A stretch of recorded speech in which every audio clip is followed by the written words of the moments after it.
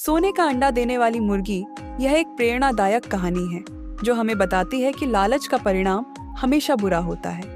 जीवन में संतोष और धैर्य ही सच्चा सुख है। बहुत समय पहले एक छोटे से गांव में एक किसान रहता था।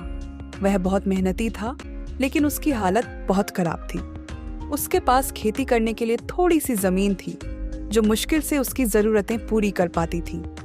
किसान हर दिन खेतों में काम करता, लेकिन उसकी मेहनत के बावजूद उसे उतना लाभ नहीं होता था। एक दिन किसान के एक मित्र ने उसे एक मुर्गी उपहार में दी। उसने कहा, यह साधारण मुर्गी नहीं है, यह तुम्हारे लिए भाग्य लेकर आएगी। इसकी अच्छे से देखभाल करना।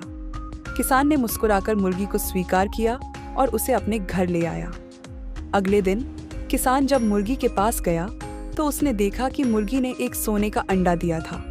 वह अंडा देखकर हैरान रह गया। उसने सोचा, क्या यह सच में सोना है?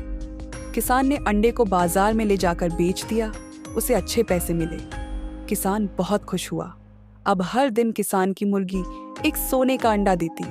वह हर अंडा बेचकर पैसे कमाता और अपनी जरूरतें पूरी करता।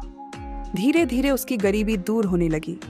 किसान के पास अब आरामदायक जीवन जीने के लिए पर्याप्त धन था। वह अपने खेतों में सुधार करवा रहा था, अच्छे कपड़े पहनने लगा और अच्छा खाना खाने लगा। लेकिन किसान अब पूरी तरह संतुष्ट नहीं था। उसने सोचा, यह मुर्गी रोज केवल एक अंडा देती है। अगर मैं इसके पेट से सारे अंडे निकाल लूं, तो मुझे रोज इंतजार नहीं करना पड़ेगा। मैं तुरंत अमीर बन जाऊंगा। किसान ने लालच में आकर एक मूर्खतापूर्ण निर्णय लिया।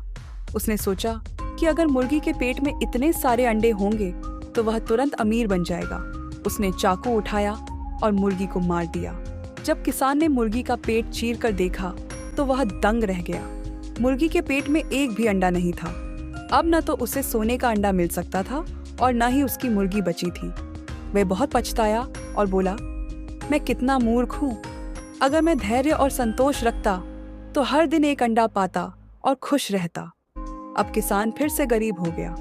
उसे अपनी मूर्खता और लालच पर बहुत पछतावा हुआ, लेकिन अब कुछ नहीं किया जा सकता था। यह कहानी हमें यह सिखाती है कि ज्यादा पाने की लालसा में हमें कभी ऐसा कदम नहीं उठाना चाहिए जिससे हमारे पास जो है वह भी खत्म हो जाए। हमें अपने जीवन में संतोष और धैर्य के साथ आगे बढ़ना चाहिए।